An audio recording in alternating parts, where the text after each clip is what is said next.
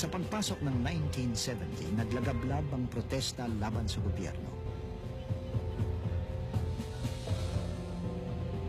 Ipinahayag nila ang kanilang damdamin tukol sa iba't ibang isyu, ang pagtaas ng presyo ng gasolina at presyo ng mga bilihin, ang pananatili ng mga base militar ng Estados Unidos sa lupaing Pilipino. Its capability to meet any threat against the city government and against the peace and order of our city. Hindi takot ang naging epekto ng dahas militar, lalo lamang lumakas ang pagtutong. Under martial law, the Philippines live in fear. Every voice was watched. Every move was controlled.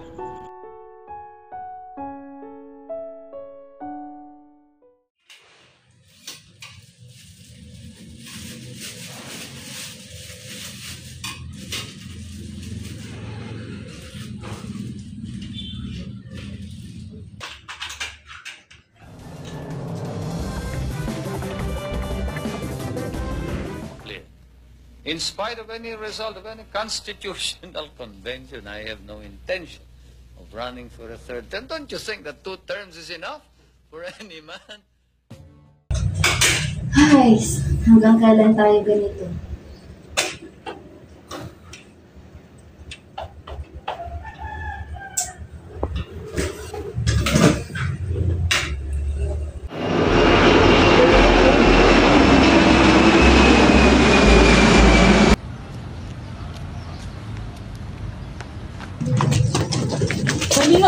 Hindi po ba kayo natatakot? Babalik ako dahil mahal ko ang Pilipinas. Kung kailangan mamatay, handa ako.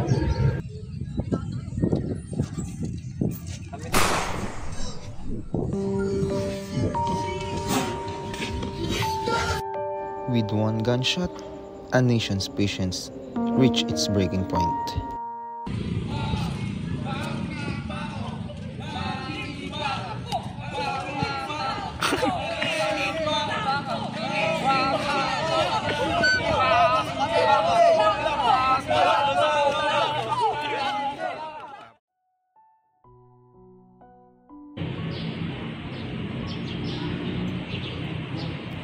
Hindi natapos ang luha sa patayan ni Ninoy. Ang galit ng masa ay humupa, ngunit ang apoy ng pag-asa ay tumindi, sumiklab sa EDSA. Magkakaroon tayo ng snap election. Haharapin natin ito, hindi tayo matatakot. Hindi na namin kayang tanggapin ang pandarayang ito.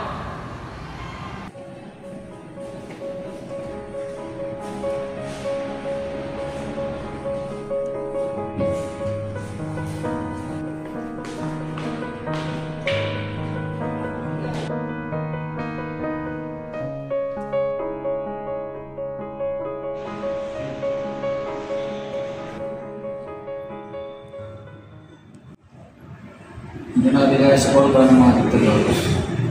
Kailangan nyo natin kumilos para sa bayan. In the shadows, a rebellion within the rank began to take shape.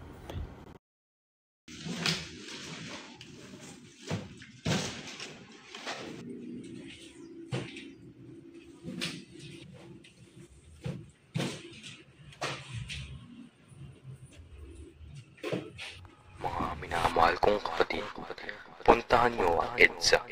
Protektahan nyo sina General Ramos at Enrique.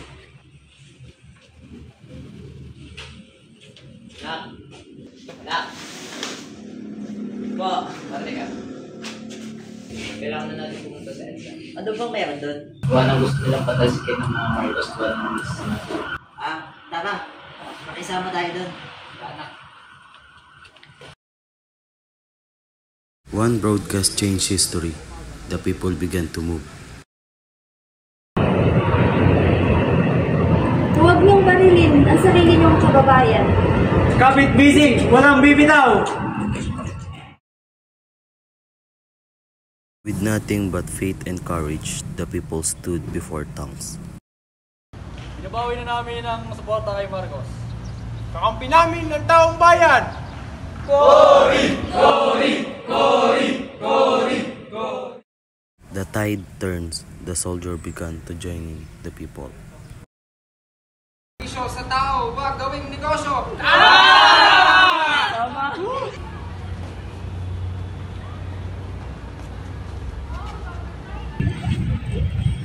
Sir, mag-utos na kayo. Tapusin na natin to.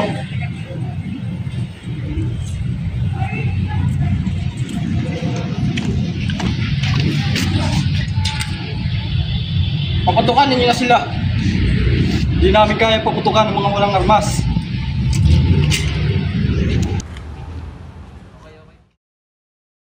In a moment that could have battered EDSA in blood, conscience prevailed.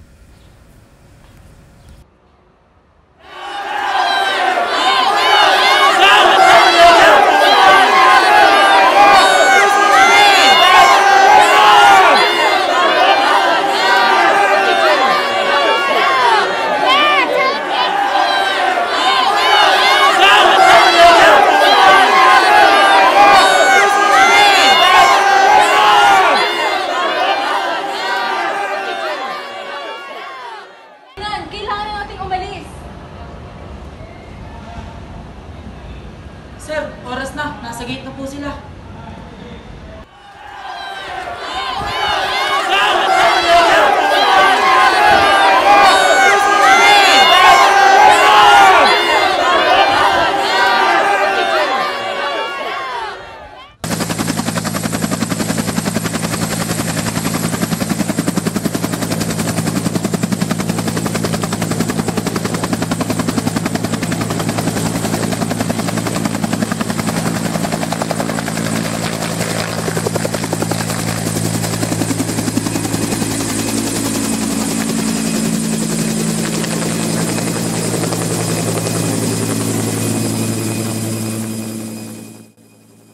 And so, on February 25, 1986, the dictator fled.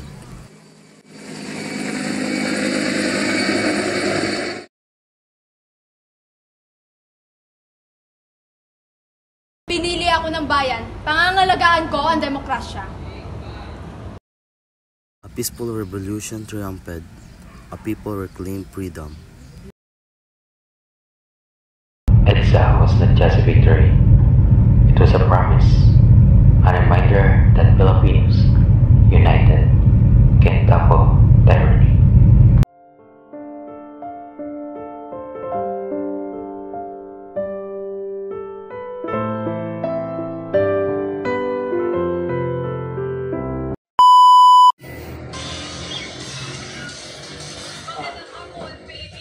Again. Ikaw niya may nanonood niya TV Patrol, baka yung say yung ano yun.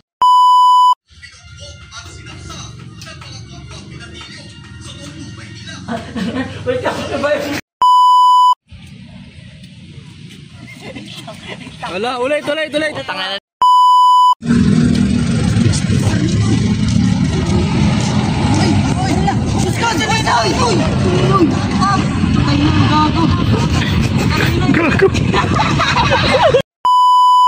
Game. Oh, bang!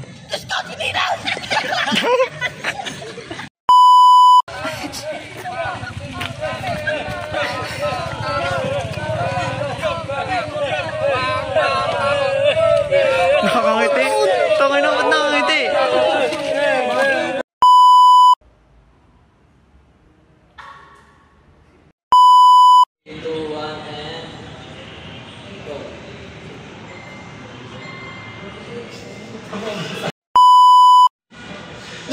Yan, tama. Pwede kayo magtawanan.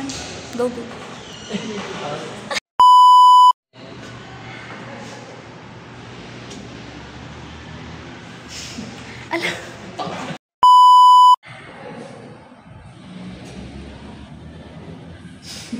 Ala. Go.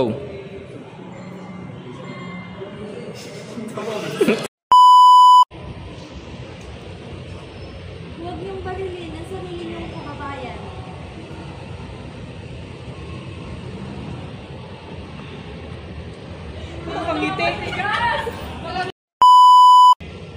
Huwag niyong barilin ang sarili. Ayun mo.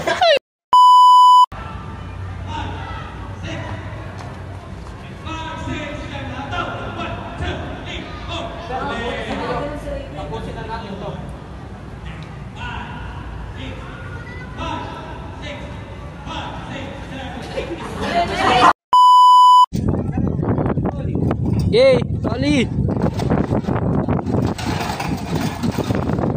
Baka masira, maninira ka dyan. Huwag niyo sirain! Okay, tuloy! Gilang!